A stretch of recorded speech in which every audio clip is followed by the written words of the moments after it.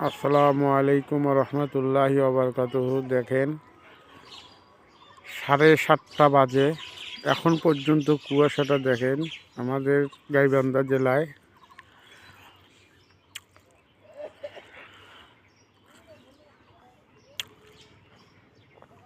আজকে 24 তারিখ। কুয়াশাটা দেখেন আপনারা কি পরিমাণ কুয়াশাটা পড়ছে। এটা আমাদের গাইবান্ধা জেলার আজকের আবহাওয়া, ওয়েদার।